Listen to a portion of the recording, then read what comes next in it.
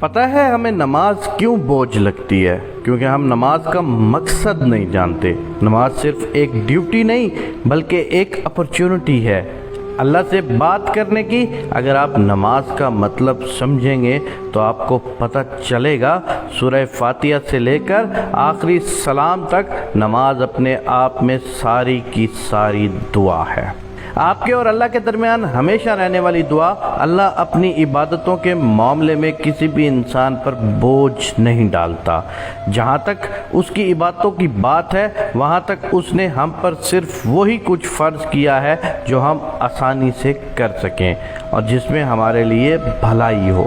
اللہ نے یہ عبادتیں اپنے لیے نہیں بنائی، اللہ نے یہ عبادتیں ہمارے لیے بنائی ہیں کیونکہ دنیا میں انہی عبادتوں کے ذریعے ہم نے سروائیو کرنا ہے اور روز محشر بھی انہی عبادتوں نے ہماری نجات کا ذریعہ بننا ہے۔ ذرا سوچیں کہ اگر اللہ ہمیں انسانوں کے رحم و کرم پر چھوڑ دیتا اور ہمارے پاس نماز جیسی پناہ گاہ نہ ہوتی تو ہمارا کیا حال ہوتا؟ اگر ہمارے پاس رونے اور دعا مانگنے کے لیے سجدہ موجود نہ ہوتا تو ہماری روح کیسے سکون پاتی؟ ہم خوش قسمت ہیں کہ ہم اپنے اللہ سے بات کر سکتے ہیں۔ ہم خوش قسمت ہیں کہ اللہ پاک نے ہمیں ان تمام لوگوں میں ہدایت دی جو بھٹکے ہوئے ہیں۔ اس سے بڑی اور کیا نعمت ہو سکتی ہے؟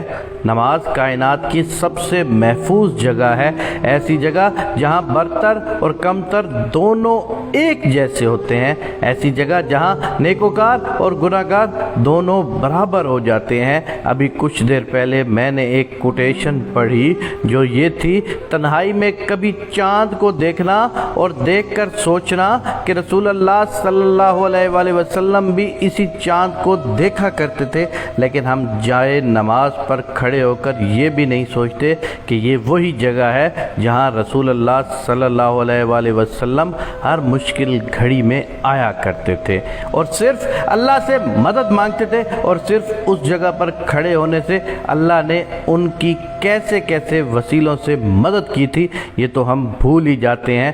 دعائیں نماز سے علیحدہ نہیں ہوتی، آپ جتنی نمازوں میں پابندی رکھیں گے اللہ پاک اتنی ہی آپ کی دعاؤں کی قبولیت کے معاملے میں پابندی رکھے گا۔ تو اگلی دفعہ جب آپ جائے نماز پر کھڑے ہوں تو یہ سوچ کر کھڑے نہیں ہونا کہ ہم اللہ سے بات کرنے کے لیے آئے ہیں، بلکہ یہ سوچنا ہے کہ وہ ہمیں سننے کے لیے آیا ہے اور وہ ہم سے بات کرنے کے لیے آیا ہے۔ آپ کے لیے یہ بڑے اعزاز کی بات ہے کہ وہ ذات جس سے بات کرنے کے لیے بڑے بڑے عبادت گزار ترستے ہیں وہ ہم سے بات کرنے کے لیے آیا ہے۔ آپ اگر ایسا سوچیں گے تو نماز آپ کو کبھی بھاری نہیں لگے گی انشاءاللہ، بلکہ نماز آپ کے لیے آسان کر دی جائے گی۔